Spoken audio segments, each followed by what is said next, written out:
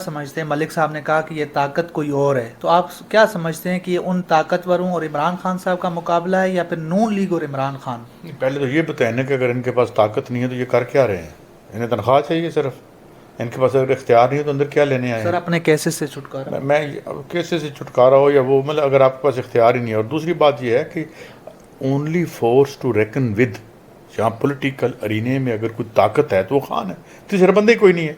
मुझे बताएं, क्या पीपल्स पार्टी की स्ट्रीट पावर है? मौलाना मौलाना फजल। फजल रहमान जो है वो पूरे पाकिस्तान के मदरसों में से बंदे ला कर तो एक जुलूस निकाल सकते हैं। और ये दोनों पार्टियां तो इमरान खान जितने, यानी फजल रहमान जितनी भी नहीं है। तो Imran is a force to reckon with. और मैं ख़बर आपको दे दूँ, और ख़बर यह है कि जो इंटरनेशनल फाइनेंशियल इस्टेब्लिशमेंट है वो भी यही कहती है कि खान से डील करनी है। एक कौन है जेडे अपने बिरा की जमानत नहीं करा सकते, भाई को यहाँ ला नहीं सकते। कौन है फोर्स? और इस वक्त पॉलिटिकल अरीने में फोर्स कौन है? किसने किसने बगैर किसी मदद के 15 सीटें 20 में से खरीद ली, और वो भी 5 इनके पास कोई नहीं थी अगर वारदात ना होती तो इसलिए राइट नाउ ये कहना कि इमरान फोर्स नहीं है, it is unrealistic. He is a force. हाँ, जब नहीं होगा तो हम कहेंगे नहीं है, कोई उसके मुकाबले में आ जाएगा तो फिर हम देखेंगे है। इस वक्त कोई फोर्स नहीं है जो 4 बंदे इकट्ठे कर सके, कोई बगैर किसी बिरयानी के जुलूस निकाल सके, बगैर लोगों को पैसे दिए जुलूस में जलसे में ला सके। वो सिर्फ खान है इस वक्त। ये मैं और वो, यानी देखिए, हम अब तोते की तरह आंखें नहीं, कबूतर की तरह आंखें नहीं बंद कर सकते। Right no he is a force to reckon with. ये बात इंटरनेशनल एस्टेब्लिशमेंट ने मान ली है।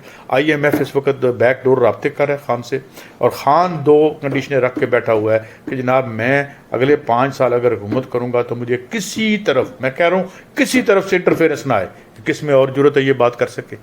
और ये मौका क्यों आया ये कहने का कि जनाब मैं करता हूँ, आता हूँ, संभालता भी हूँ, लेकिन मुझे कोई इंटरफेरेंस नहीं चाहिए। मैं इससे ज़्यादा एक्सप्लेन नहीं करता। So right now he is a force to reckon with. कल का पता नहीं है।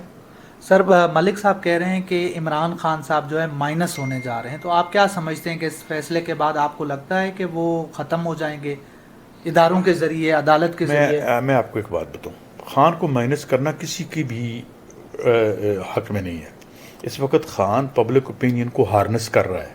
इस वक्त लोगों की एंगर को एक ऐसा रास्ता देने से बचा रहा है कि जो इस मुल्क के लिए, इस मुल्क की इस्टेब्लिशमेंट के लिए, इस मुल्क की ताकतों के लिए नुकसान दे। आपको बंदा चाहिए होता है।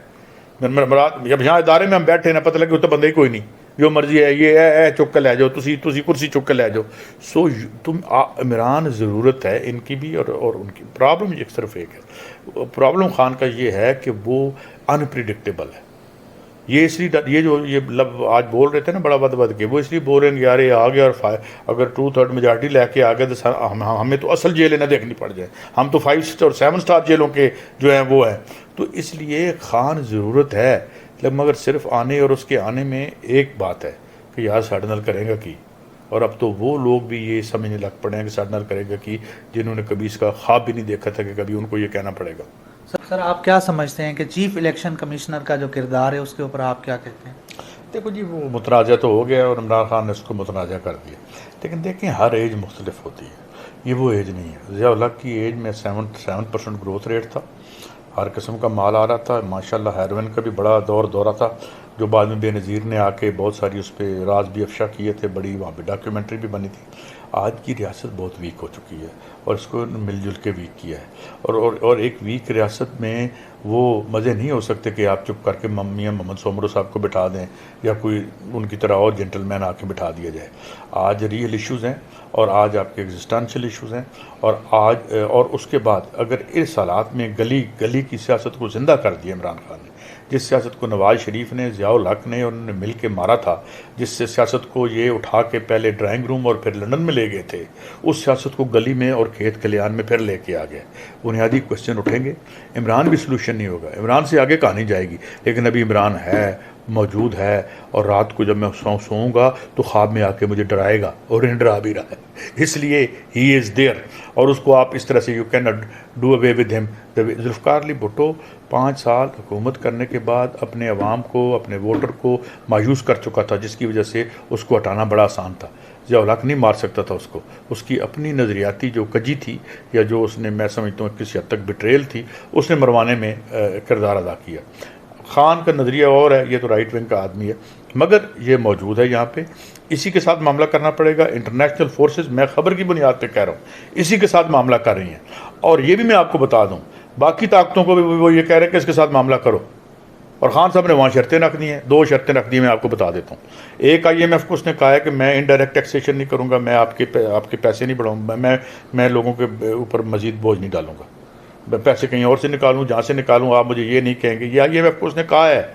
और दूसरी उसने कहा है कि मैं इन 5 सालों में बगैर इंटरफेरेंस करूँगा और मैं अपने मुताबिक, कहते हैं, मैं इकानमी को वापस लेके आऊँगा। और ये मामला हो रहा है क्योंकि अमेरिका भी हमें तना नहीं छोड़ सकता।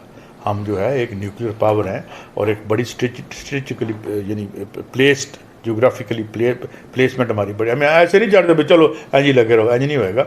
सो let's see, things are unfolding. कल आज की तरह नहीं था और आने वाला कल आज की तरह नहीं होगा। आज मैं आपका प्रोग्राम सुन रहा था टीवी के ऊपर, तो आपने कहा कि ये इमरान खान के ऊपर जो बार बार हमले हो रहे हैं, इससे वो और ज़्यादा मकबूल होंगे, उनकी मकबूलियत जो है और ऊपर जाएगी। तो आप क्या मज़ीद क्या कहेंगे? देखें, इन्होंने उसको हुकूमत से निकाला, उसके बाद इनकी हुकूमत अप्रैल से लेके अब तक क्या कर लिया इन्होंने। बड़े केस आए, वो जी क्या है वो फलाना, वो जो लड़की, वो जो औरत का नाम फरा का नाम लिया, क्या कर लिया इन्होंने। इनकी अपनी जान शिकंजे में फंसी हुई बेचारे, ये किसी के साथ क्या करेंगे।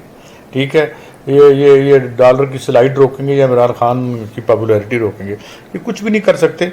इस तरीके से कोई बड़ा स्ट्रोक ऑफ लक हो तो इनकी जान छूट जाए, वरना इतनी वीक गवर्नमेंट जो है, मतलब ये है कि प्राइम मिनिस्टर साहब को कहना पड़े कि जी उन्होंने आर्मी चीफ साहब से कहा था कि जी मेरी तरफ से इजाज़त है आपको कि आप हमारे लिए पैसे मांग सकते हैं। तो इस तरह के लोगों ने क्या करना है, खुद जो है जो जूनियर जजेस की अदालतों में पेश होकर रोज़ कहते हैं जी मेरी लाख दर्द की है, आज माफ़ी दे दो। तो उन्होंने क्या करना है। आई एम अफ्रेड टू से कि इनके पास कुछ नहीं है सिवाय इसके कि अपनी जान बच जाए। अब बढ़ बढ़ के बोल रहे हैं, कभी ख्वाजा आज़म साहब आ रहे हैं, कभी कोई आ रहे हैं कि जनाब वो बड़ा क्या बदयानत तरीन एक बिल्कुल अमीन। यार सादुक और अमीन तो अभी फैसला होना है, खुद बदयानत और जो है वो क्या कहते हैं ख़यानतकार साबित हो गए हैं और इसको ही कही जा रहे हैं। तो मेरे ख्याल में इनके पल्ले अब कख नहीं है। और दूसरी बात, सबसे जो इक्वेशन को तब्दील करके रख दिया, इस मुल्क में 60-65% यूथ जो है वो इमरान अपने साथ ले गया है। बाबे को तो वोट देने जाते हैं, वोट तो यूथ देने जाती है, ये यूथ है जिसने इनका बुरकस निकाल दिया पिछले इलेक्शन में। तो आई डोंट थिंक कि ये खान की जगह खान के मुकाबले में खाली है। लेकिन खान को यहाँ से आप कोई लेफ़्ट की अगर कोई पार्टी होती या लेफ़्ट का कोई बंदा होता और लेफ़्ट मरा पड़ा है, वो सारा नवाज शरीफ को सपोर्ट करता फिरता है, तो उनकी औकात ये है। तो मेरे ख्याल में इनके दाने ख़त्म हो गए। ये जो खान साहब के पीछे पड़े हुए हैं ना, इनके दाने ख़त्म हो गए।